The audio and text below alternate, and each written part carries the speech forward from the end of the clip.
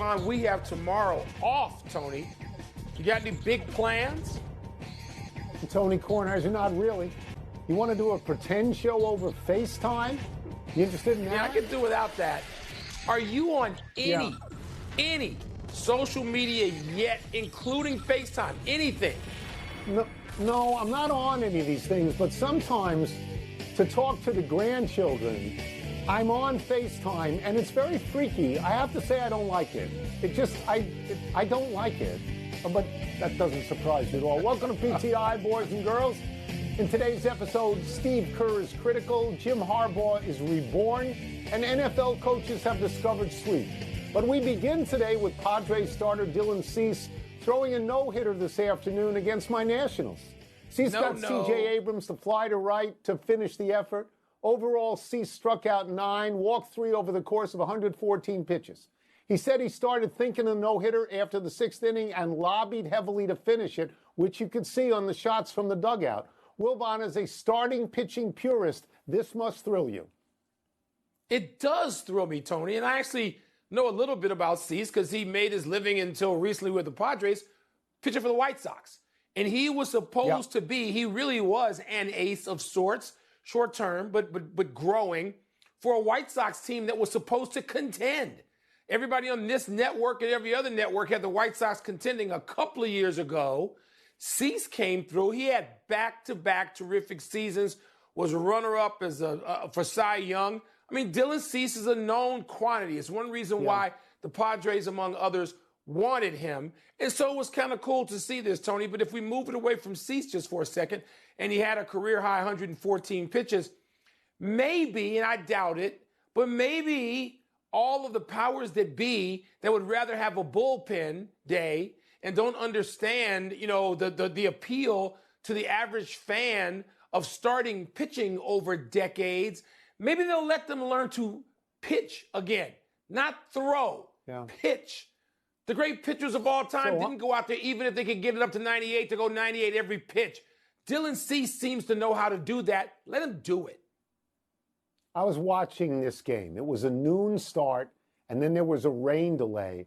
I got into it right around the top of the 6th inning. I did not know it was a no-hitter until I got a text from someone saying it was a no-hitter, so I locked in. The Nationals 6, 7, 8, 9, through those innings, no real threats. They hit a lot of ground balls. Keibert Ruiz, the catcher, had a ground ball to second base that was bobbled in the 8th. But he's so slow that they threw him out anyway. And honestly, Mike, I think they would have judged it an error. Then C.J. Abrams, a really good player, their all-star shortstop, gets up. A former Padre, by the way, who came over in the Soto trade. He makes the last out. He's a first-pitch swinger. He swung at the first pitch. Line drive, soft line drive to right field, and the thing is over. But apropos of what you're saying about fans, if you went to this game, look, this is a Thursday start at noon. It's getaway day. Nobody's going to this game.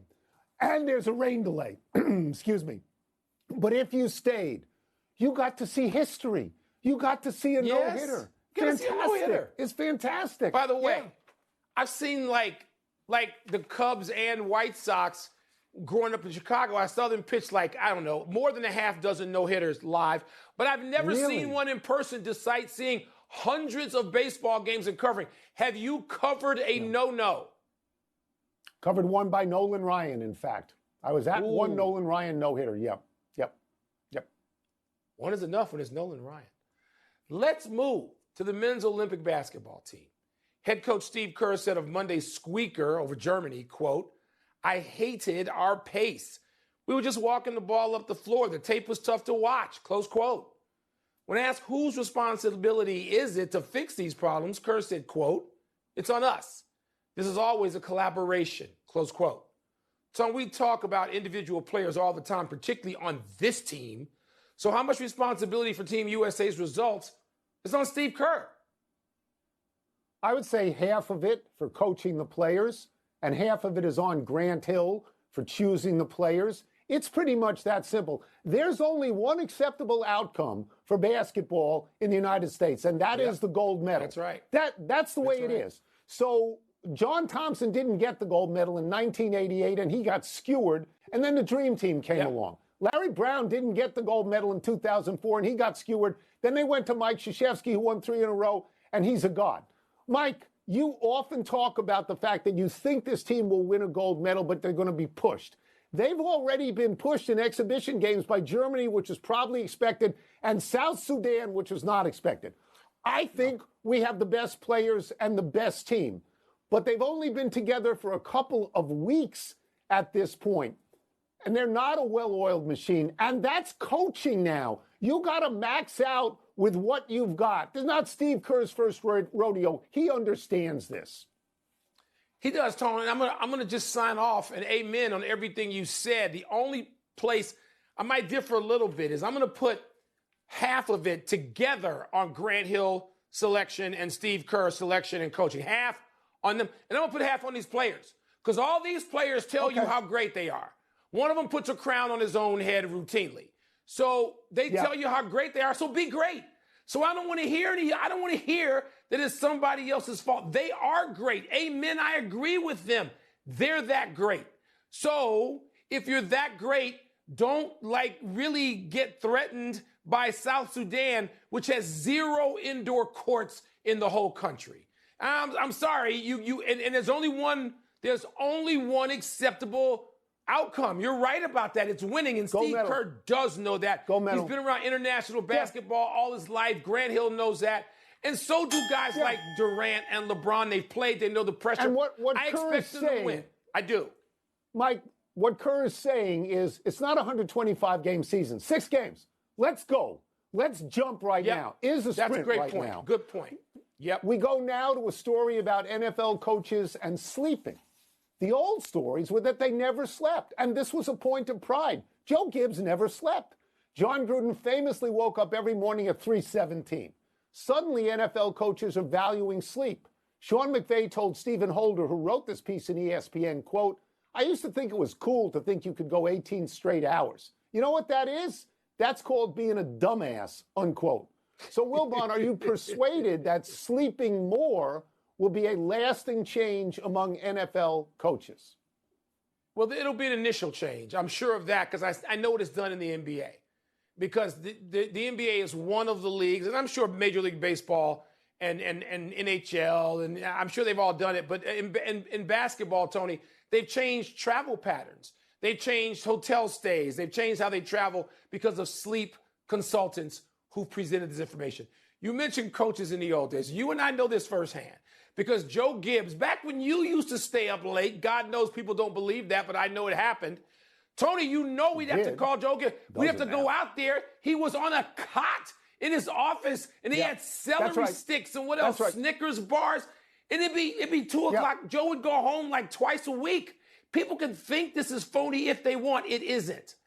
But NFL coaches, more than the others, are accustomed to regimen. And I think they'll fall in line. They'll be convinced of this. A guy like Steve Spurrier would say, "I'm going to go to sleep now." And people would try to shame him because he acted like an adult. And it was preposterous. But the peer pressure said, "No, you can't sleep. You need to be up with the film." Mike, NFL coaches may want to sleep more. And NFL coaches may try to sleep more. But as soon as they lose a game, they're going to think they were outworked by the other guy. And that's the end of sleep. That's the end of sleep. And then they have a pull-out cot in their office, which is Joe Gibbs time. Joe Gibbs did not go home hardly at all in the regular season. There's a famous story about him going home in the regular season and checking in on one of his sons who was asleep and finding out he had a beard. And Joe Gibbs didn't even know this until that point. I'm a big fan of sleep. I think sleep makes you more alert in critical thinking situations.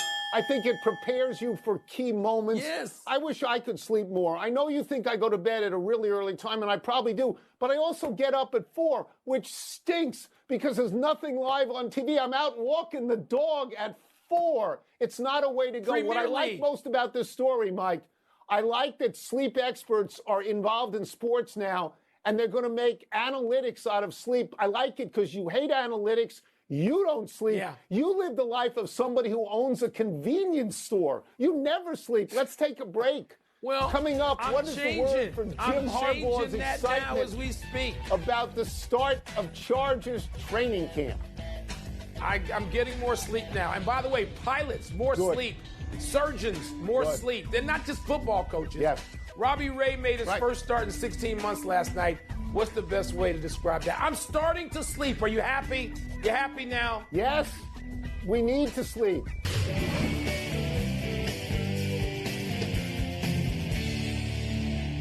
I hope you're insured, Wilbon, because the honorary doctor of UMaine letters is in the house. What's first? Jim Harbaugh sounds blank about the beginning of Chargers training camp. Let's listen to this if we could. Feels like New Year's Day, feels like being born. Feels like coming out of the womb, It's like you're in there and it's comfortable and it's safe and now you're out, you're born, the lights are on, it's bright, got chaos, people looking at you, people talking at you, and just feels good to, have it happen. So I'm torn among these words. I'm torn among mystical, spiritual, and weird, and I think I'm going with weird. Okay? Yeah. Because really, what is he talking about? About being born? Jim Harbaugh's memory is so acute that he can remember being born? I can't. So good for him. Now, we know about Harbaugh. We know that he attacks each day, right, with an enthusiasm unknown to mankind, because he told us his father told him and his brother that every day when he dropped him off at school. Let me be honest here. I love Jim Harbaugh. I think he is great for football, college and or pro. I really do, even though I only understand 5% of what he says. And, Mike, I find myself rooting for the Chargers this season because of Harbaugh. Well, Tony, you know how much I like Jim Harbaugh and has always liked Jim Harbaugh. And it's always, Jim Harbaugh's gospel, right? I mean, that's what this is. You mystical, fine. You could go to that word. I'm going to go to something a little stronger because it's always the gospel according to Harbaugh.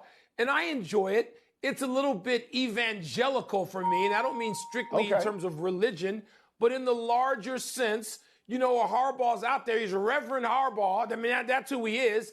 And he's going to give you a sermon. He's going to preach. And this is who he is. And I do enjoy it because I think that Harbaugh gives it to you with a wink. I don't think he's so serious about himself that he can't laugh when he goes back to the office and he closes his own door and he can have a chuckle. But I'm still going to go with evangelical. What's next? Robbie Ray's first start since March of 2023 was blank. My word is gratifying. Robbie Ray, let's catch up with Robbie Ray. He was on Toronto. He won the American League Cy Young in 2021. He went to Seattle. He was 12-12 in his first season there. In his first start in his next season, Mike, he blew out his elbow. They traded him last January to the Giants. So now he's starting for the first time in a new league, obviously, and he goes 5 no-hit innings. They take him out because of a pitch count, which is understandable in his first start. But let's review the 5 innings. Here's the first inning. Yeah, let's look at those 2 innings. walks, 2 hit batters, 2 wild pitches, and a run in. Here's the next 4 innings. 0 walks, 0 hits, 7 strikeouts, including one of Shohei Ohtani to end an inning. So my feeling is you got to start him in the top of the second, get him out of the first, and then you're good. The word is easy for me. It's hyphenated. It's roller coaster.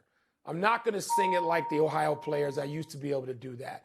But it is roller coaster, Tony. You mentioned why, how he started off. And that, by the way, is reflective of his last couple of seasons and just trying to hang on and going from something that people could depend on as a starter to anchor the rotation, if not a flat-out ace, to getting back in and trying to resume his career. And good for Robbie Ray. I'm glad to see this. We started this show with starting pitching and a great story about Dylan Cease. Yeah. And a no-no. And yes, Robbie Ray could not go 114 pitches, but it's cool that we're talking about starting pitching and not a bullpen day. Because anybody who says bullpen day in a uniform should be suspended for a month from active Major League Baseball participation. 2 walks, 2 wild pitches, 2 hit batters in the first inning. Oh, that's a lot. The final word. Let's take one last break. Still to come, the Yankees lose again, Wilbon. But the Brewers win again, which doesn't make me happy, despite dealing with another injury to a top player. You think I hate Cardinals more or Cheeseheads more? What do you think? Well, it doesn't really matter because you hate them both so much that they dominate this show whenever they're on. You and talk about how much you hate Cheeseheads. There's more Cheeseheads because you got the Brewers. Happy time, people. Happy 23rd birthday, Bryce Young. The former Heisman Trophy winning quarterback at Alabama was the #1 pick in the 2023 draft. Indeed, the Carolina Panthers traded up to get Young, despite concerns about his size, 5'10", 204 pounds. The next pick, C.J. Stroud, 6'3" and 218, had a great year for Houston.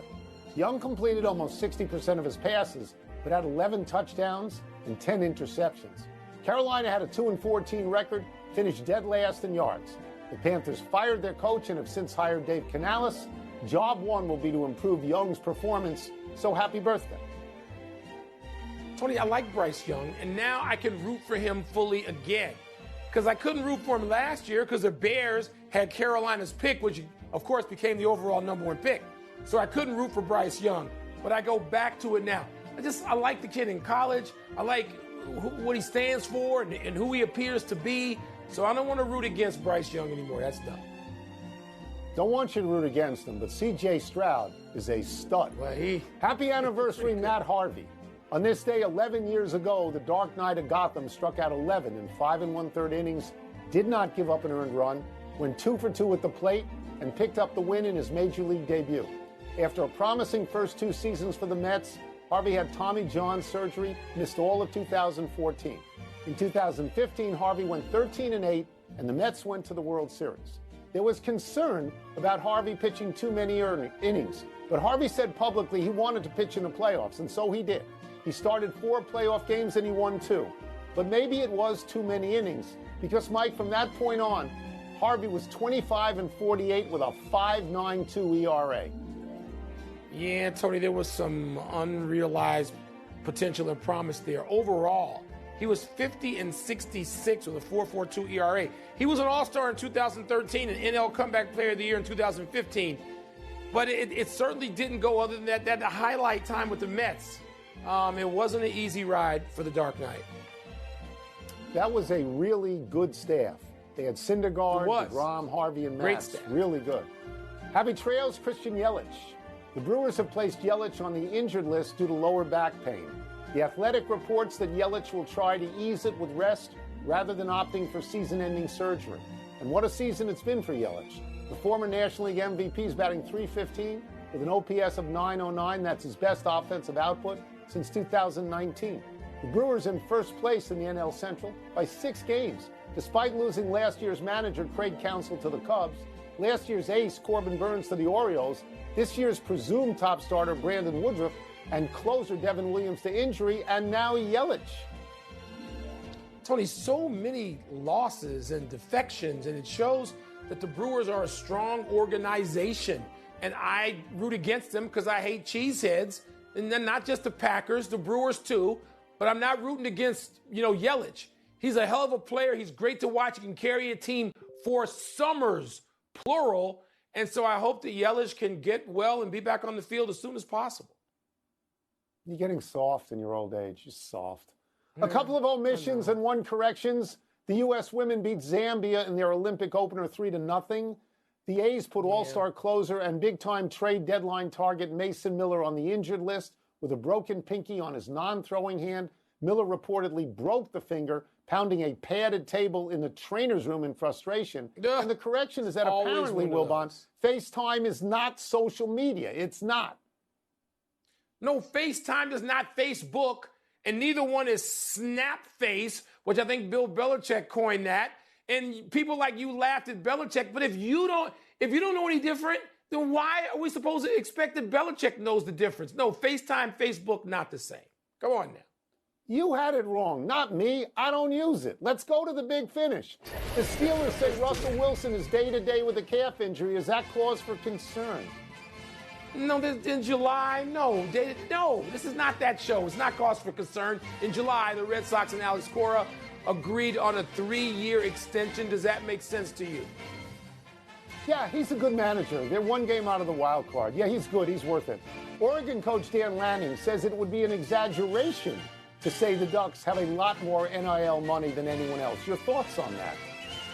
NIL money is about resources. And Oregon doesn't have the resources that say, oh, Harvard has. So if I was going to pick a school to have resources to allocate to anything, including NIL, Harvard is way above Oregon. Come on. The Mets took all 4 of this season's games with the Yanks. Is that a big deal? Let me just get to this first. Harvard doesn't have Nike. Okay, Oregon does. Is it a big deal? They don't need it. Deal. It's a big deal. The Subway Series is a big deal in New York because the Mets are always the second team. To beat the Yankees like that is a big deal in New York. Last one, Olympic opening ceremonies tomorrow. You excited? I am, Tone. I'm the Sin. They're going to be there. It's going to be picturesque. It's got to be better than when the Dubs got burned in the cauldron in South Korea. Remember you and I were there? Brutal. That was brutal.